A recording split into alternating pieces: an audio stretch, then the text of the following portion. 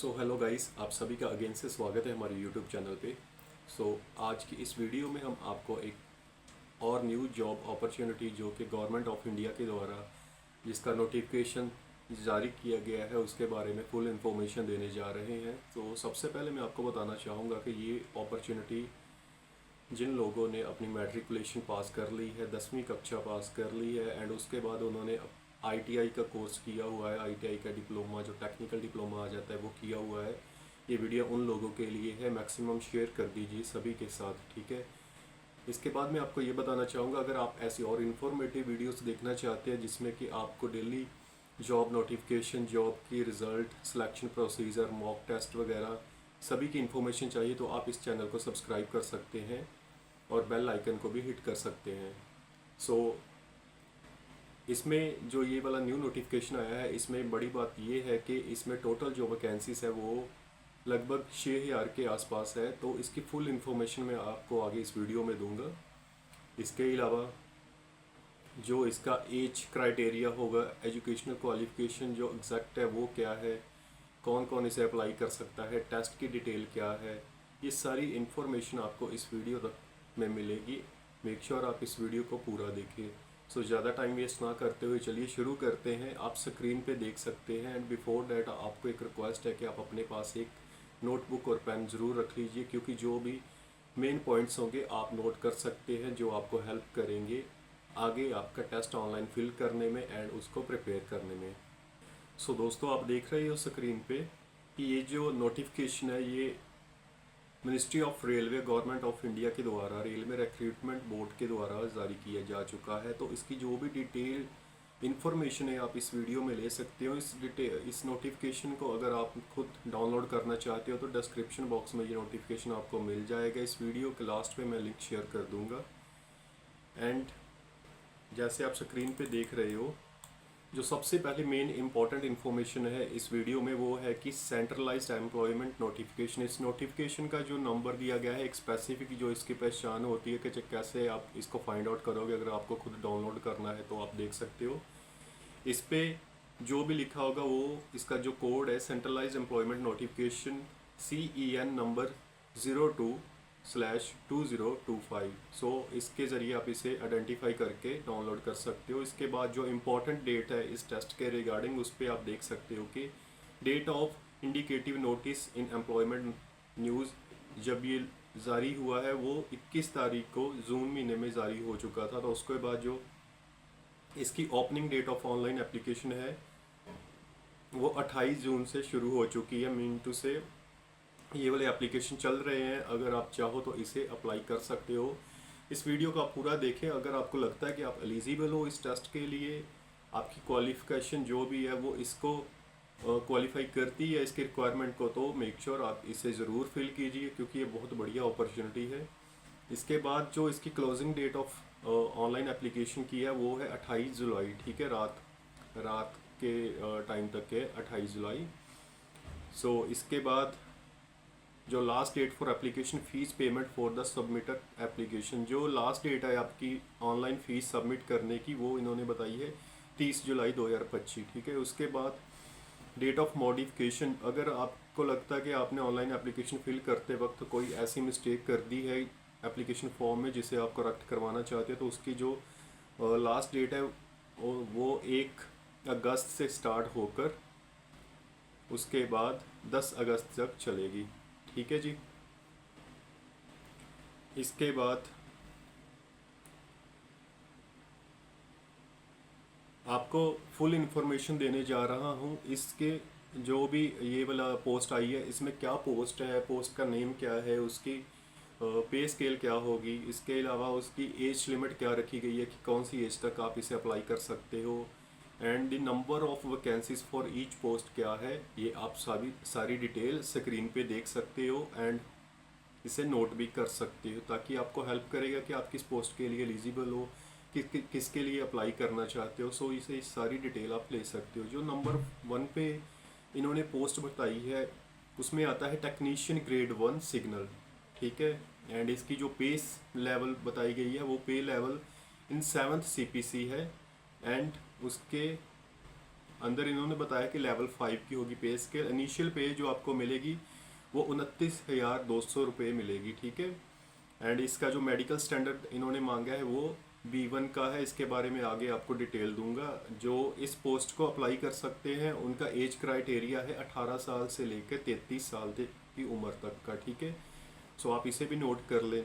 And इसकी जो total vacancies है वो है 183, ठीक है। 183 वैकेंसी इसकी टोटल है टेक्नीशियन ग्रेड 1 सिग्नल की पोस्ट के लिए।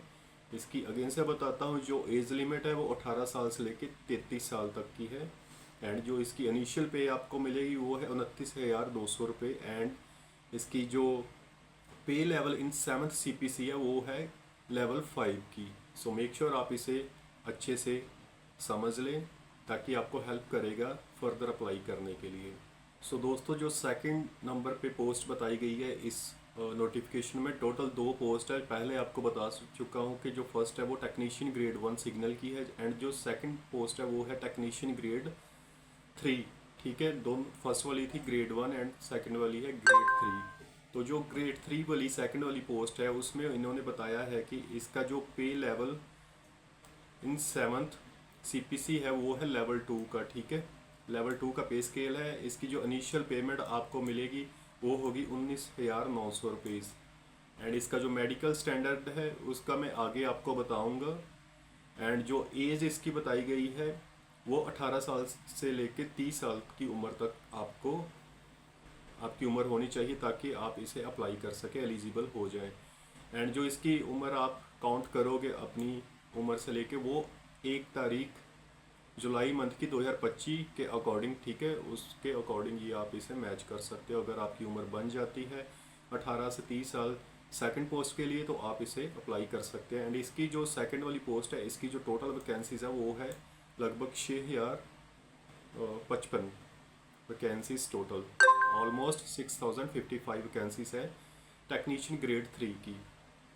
सो इसकी आगे जो फुल डिटेल है वो आप और भी देख सकते हो। इसमें जो भी मेन इसकी डिटेल है वो मैं आपको बता रहा हूँ। इसके अलावा आपको नोटिफिकेशन डिस्क्रिप्शन बॉक्स में मिल जाएगा, आप खुद भी डाउनलोड करके इसे एक बार अच्छे से रीड कर सकते हो एंड अपने पास भी रख सकते हो। अगर आप अप्लाई कर रहे हो तो आपको ज़रूरी है कि आप ये वाला नोटिफिकेशन अपने पास। इसके बाद इन्होंने स्टैंडर्ड ऑफ मेडिकल फिटनेस बताया है। जैसे पहले आपको बताया था कि कौन सा मेडिकल चाहिए। जैसे फर्स्ट वाली पोस्ट थी तो उसमें उन्होंने B1 मेडिकल फिटनेस मांगी थी। तो इसमें आप देख सकते हो ये जो मेडिकल फिटनेस मांगी गई है, जो मेडिकल स्टैंडर्ड है A3 लेवल का, उसमें जो विजन स्टैंडर्ड मांगा गया है आप देख सकते हो आगे दिया गया है। जो B1 का है वो 2 नंबर पे दिया गया है, उसका क्या रिक्वायरमेंट है, B2 की भी दी गई है एंड C1 की भी दी गई है। सो आप इसे भी अच्छे से चेक कर ले ताकि आपको हेल्प करेगा कि आप कैसे एलिजिबल हो जाएं अपने टेस्ट को अप्लाई करने के लिए एंड प्रिपरेशन करेंगे ताकि आप इस टेस्ट में प्रिपेयर कर सकें। सो इसमें जो नेशनलिटी बताई गई है, इंडियन सिटीजन इसे अप्लाई कर सकते हैं, नेपालीस भूटानीस वो भी अप्लाई कर सकते हैं, ठीक है।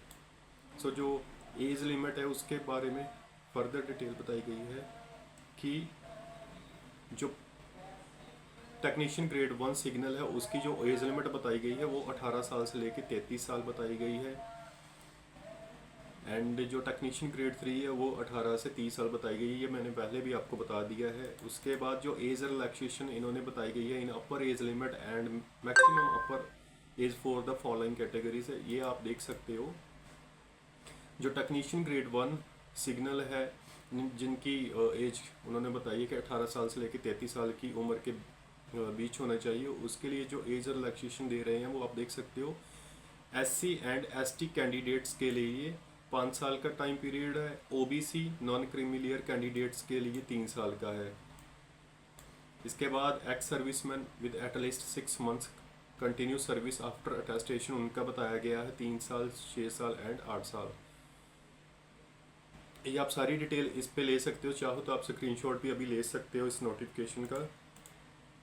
इसके बाद जो 4 नंबर पे person with benchmark disability PWD जो होते हैं उम्मीदवार, उनके लिए भी बताया गया है कि उनके लिए 10 साल, 13 साल एंड 15 साल का एज रिलैक्सेशन दिया गया है। सो इसके बाद जो सेकंड पोस्ट है उसके बारे में आपको बताता हूँ। सो दोस्तों, जो सेकंड पोस्ट है पोस्ट का नेम है टेक्नीशियन ग्रेड 3 एंड इसकी जो एज ग्रुप बताई गई थी 18 साल से लेके 30 साल की एज ग्रुप है।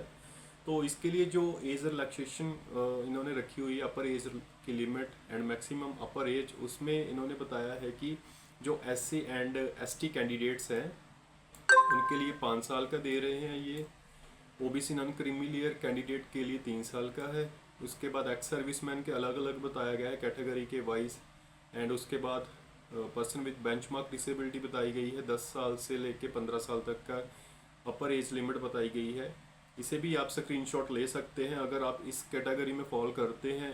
आप अगर समझते हैं कि हम इस कैटेगरी में आ रहे हैं तो ये आपको हेल्प करेगा। अप्लाई करने से पहले आप इसे ज़रूर अच्छे से रीड कर लें। इसके बाद इन्होंने बताया है कि date of birth of candidate should be between the dates given below. So जो एज ग्रुप है 18 साल से लेकर 33 साल जो फर्स्ट पोस्ट थी उसके लिए उन्होंने बताया है कि जो UR and EWS candidate category के हैं उनके लिए 2 तारीख एंड जुलाई मंथ 1992 से, एक्चुअली इसमें ये बताया गया है कि आप नॉट अर्लियर देन, आपकी डेट ऑफ बर्थ इससे पहले की नहीं होनी चाहिए। अगर आप UR एंड EWS कैटेगरी में बिलोंग करते हैं एंड आपकी डेट ऑफ बर्थ 2/7/1992 से पहले की है तो आप एलिजिबल नहीं है इसके लिए। एंड अगर आप OBC नॉन क्रीमिलियर के हो तो आपका अगर बर्थ 2/7/1999 ईयर्स से पहले का है तो you are not eligible for this post. अगर SC एंड ST कैटेगरी के हैं 2/7/1987 से पहले का बर्थ है तो आप एलिजिबल नहीं हो इसके लिए। एंड इसमें अगर आपका बर्थ 1 तारीख जुलाई मंथ का 2007 सन से बाद का है तो भी आप एलिजिबल नहीं हो। सेम ऐसे बताया गया है कि जो 18 साल से 30 साल की एज ग्रुप के हैं जो सेकंड पोस्ट की रिक्वायरमेंट है उसके लिए आपका जो जन्म है वो 2/7/1995, 2/7/1992 एंड 2/7/1990 से पहले का नहीं होना चाहिए। ये डिपेंड करता है आपकी कैटेगरी कौन सी है। सो UR एंड EWS कैटेगरी का बर्थ है वो 2/7/1995 से पहले का नहीं होना चाहिए। जो OBC कैंडिडेट हैं उनका बर्थ 2/7/1992 से पहले का नहीं होना चाहिए। And SC and ST category के उम्मीदवारों का 2/7/1990 से पहले का बर्थ नहीं होना चाहिए। एंड ये सभी हैं जो सेकंड पोस्ट के लिए एलिजिबल कैंडिडेट है, उनका बर्थ 1/7/2007 से बाद का भी नहीं होना चाहिए। सो बिटवीन दीज डेट अगर आप हो, आपका बर्थ है तो आप अप्लाई कर सकते हो इन सभी पोस्ट को, ठीक है।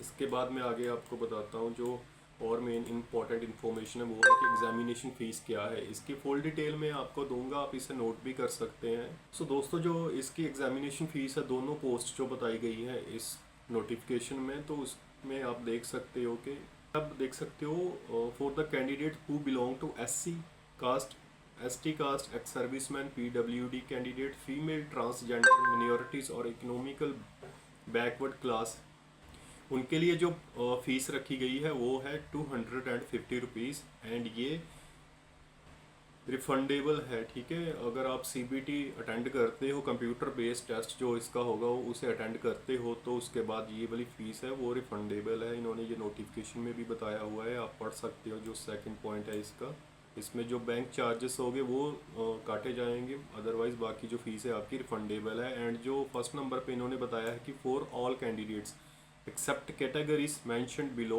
at this number, out of this fees of 500 an amount of 400 shall be refunded duly deducting bank charges as applicable on appearing in CBT। जो ये फर्स्ट वाली इन्होंने बताया गया है इसकी डिटेल नीचे है। इसके लिए 500 रुपये फ़ीस रखी गई है पर एप्लीकेशन की। एंड इसमें से जो 400 रुपीज़ है अगर आप CBT अटेंड करते हो, कंप्यूटर बेस्ड टेस्ट अटेंड करते हो तो 400 रुपीज़ CBT के बाद आपके अकाउंट में रिफंडेबल है, आपका 400 रुपीज़ वापस आ जाएंगे, ठीक है। जो मोड ऑफ फीस पेमेंट है वो ऑनलाइन फ़ीस पेमेंट ही अच्छा रहेगा। अगर आप UPI के थ्रू कर दो या अपने बैंक कार्ड के थ्रू कर दो वही सही रहेगा क्योंकि आपका टाइम भी सेफ होगा। इसके बाद इन्होंने जो मेन इंफॉर्मेशन बताई है कि जो इकोनॉमिकली बैकवर्ड क्लास है, EBC कैटेगरी है, उनकी इनकम लेस देन 50,000 है, वही एलिजिबल होंगे इसके लिए, ठीक है। ये भी आप अच्छे से चेक कर लीजिए।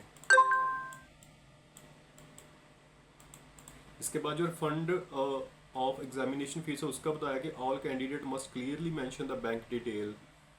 अगर जब भी आप जाओगे अपना एप्लीकेशन फॉर्म फिल करने के लिए, अगर खुद करवाते हो या किसी कैफ़े से करवाते हो, तो अपनी बैंक की जो भी डिटेल होगी उसमें नेम ऑफ द बैंक आएगी, name of your account holder, अगर आप खुद अकाउंट होल्डर हो, account number and IFSC code अच्छे से फिल कीजिए, कुछ उसमें मिस्टेक ना हो, क्योंकि इन्होंने बाकायदा बताया है कि जो भी आप डिटेल दोगे उसी में आपकी जो पेमेंट है वो रिफ़ंड होगी। इसके बाद हम बात करेंगे रिक्रूटमेंट प्रोसेस की, जो ये भर्ती प्रक्रिया है ये कैसे होगी। ठीक है, इन्होंने बताया हुआ है कि candidate should apply only through online mode, और आप इसे सिर्फ ऑनलाइन मोड के थ्रू ही अप्लाई कर सकते हो। इंडियन रेलवेज की ऑफिशियल वेबसाइट पे जाकर ही आप अपने आप को रजिस्टर करोगे एंड उसके बाद एप्लीकेशन फॉर्म वगैरह फिल करके पेमेंट करोगे, तभी आपका अप्लाई होगा ये वाला फॉर्म। आगे इसकी और डिटेल देता हूँ, जैसे पहले बताया कि ये ऑनलाइन ही अप्लाई कर सकते हो। एंड उसके बाद सेकंड पॉइंट पे बताया गया है the recruitment process should comprise of the following stage. आपका एक कंप्यूटर बेस्ड टेस्ट होगा जिसे CBT बता रहे थे, इसके बाद ही आपकी फ़ीस भी रिफ़ंड होगी। एंड उसके बाद डॉक्यूमेंट वेरिफिकेशन प्रोसेस होगा। अगर आप कंप्यूटर बेस्ड टेस्ट को पास करते हो तो उसके बाद आपको डॉक्यूमेंट वेरिफिकेशन प्रोसेस के लिए बुलाया जाएगा। एंड तीसरे नंबर पे आपका मेडिकल एग्जामिनेशन होगा। सो ये 3 तरह के टेस्ट आपको क्लियर करने हैं, फाइनल आपको ये वाली जॉब मिल जाएगी जिसके लिए भी आप अप्लाई करोगे। नेक्स्ट इन्होंने बताया कि information on examination schedule and venues will be given to eligible candidate in due course through RRB website, SMS and email. जो भी इसका एग्जामिनेशन की जो भी इन्होंने प्लान किया होगा और इसका जो भी वेन्यू होगा, ये सभी कैंडिडेट्स को SMS के थ्रू या ईमेल के थ्रू सेंड कर दिया जाएगा गवर्नमेंट के द्वारा।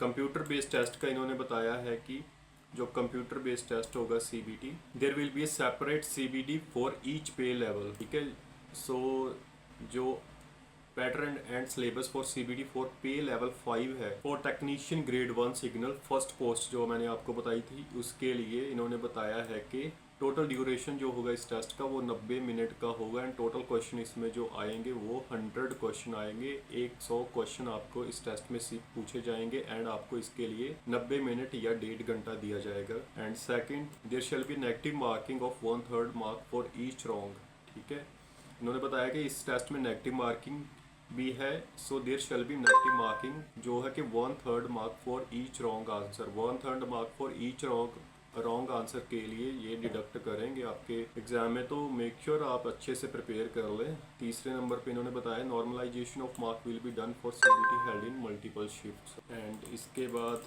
इन्होंने बताया है कि जो minimum percentage of mark for eligibility in various community है वो है कि जो UR कैटेगरी है उसमें 40% है, EWS 40% है, OBC नॉन क्रीमिलियर के लिए 30%, SC भी 30% एंड ST है जो वो उनके लिए 25% है। सो नेक्स्ट है कि the mark scored in CBT shall be use for short listing of candidate for further stage of this recruitment process. जो CBT में आपके मार्क आएंगे उसके बिहाफ पे भी आपको शॉर्ट लिस्ट किया जाएगा next for your document verification process and the last one that is medical. So इधर इन्होंने सिलेबस के बारे में भी बताया है, आप देख सकते हो, इसका स्क्रीनशॉट ले लो, नहीं तो वीडियो को आप पॉज करके इसे राइट डाउन कर सकते हो।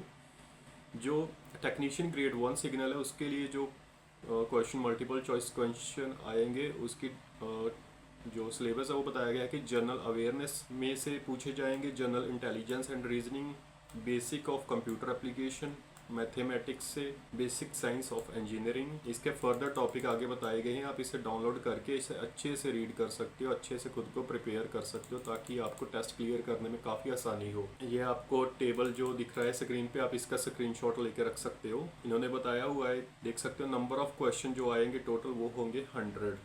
ठीक है, मार्क्स फॉर ईच सेक्शन वो भी इन्होंने बताए हैं कि पर क्वेश्चन का 1 नंबर होगा, तो 100 में से आपको 100 स्कोर लेनी है इस टेस्ट को क्लियर करने के लिए ताकि आप नेक्स्ट रिक्रूटमेंट प्रोसेस के लिए मूव हो जाओ।